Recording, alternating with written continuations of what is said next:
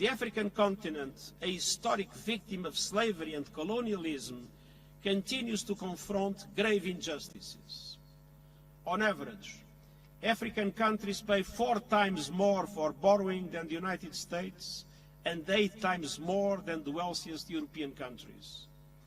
And African countries accounts for just 4% of global greenhouse gas emissions, but it is an epicenter of climate chaos, suffering disproportionately impacts of climate change. Confronting existential challenges. The climate crisis is spiraling out of control. A global cost of living crisis is raging. Poverty, hunger, and inequalities are growing against the objectives of the Agenda 2030 for Sustainable Development. New technologies are raising red flags without a global architecture to deal with them.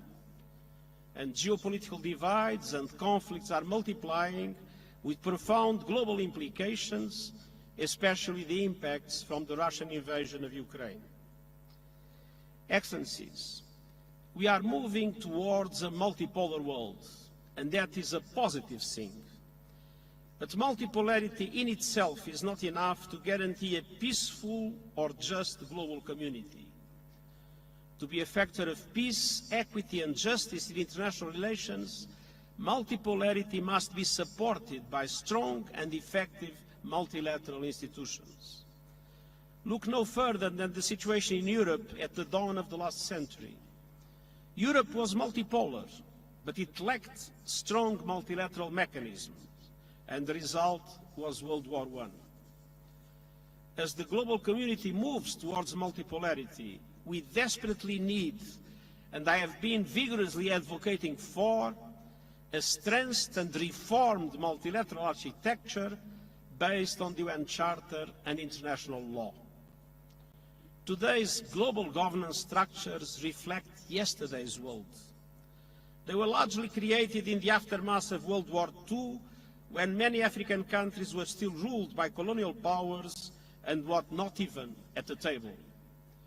And this is particularly true of the Security Council of the United Nations and the Bretton Woods. For multilateral institutions to remain truly universal, they must reform to reflect today's power and economic realities, and not the power and economic realities of the post-Second World War. In the absence of such reform, fragmentation is inevitable. And we cannot afford a world with a divided global economy and financial system, with diverging strategies on technology, including artificial intelligence, and with conflicting security frameworks. The IMF estimates that such a fracture could cost 7% of global GDP, a cost that would be disproportionately borne by low-income countries, mainly in Africa. And so I've come to Johannesburg with a simple message. In a fracturing world with overwhelming crises, there is simply no alternative to cooperation. We must urgently restore trust and revigorate multilateralism for the 21st century. And this requires the courage to compromise in the reforms that are necessary for the common good. And it requires full respect for the UN Charter, international law, universal values, and all human rights, social, cultural, economic, civil and political. And it requires much greater solidarity. It is essential especially for Africa. The African continent, a historic victim of slavery and colonialism, continues to confront grave injustices. On average, African countries pay 4 times more for borrowing than the United States and 8 times more than the wealthiest European countries. And African countries accounts for just 4% of global greenhouse gas emissions, but it is an epicenter of climate chaos, suffering disproportionately impacts of climate change.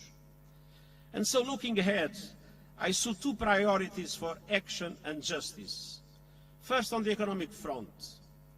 Redesigning today's outdated, dysfunctional and unfair global financial architecture is essential, but I know it won't happen overnight, Yet we can and must take practical action now.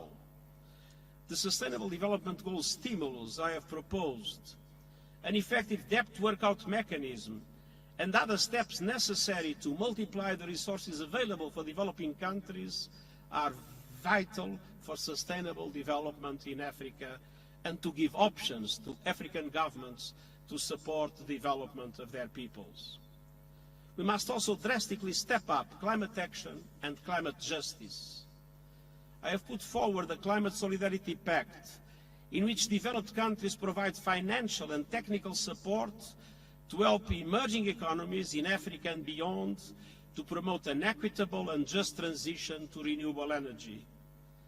And I have presented an acceleration agenda to boost these efforts, with developed countries committing to reach net zero emissions as close as possible to 2040 and developing countries as close as possible to 2050. And developed countries must also finally keep their promises to developing countries by meeting the 100 billion goal, doubling adaptation finance, replenishing the Green Climate Fund, and operationalizing the Loss and Damage Fund this year. And as a matter of justice, Africa must be considered a priority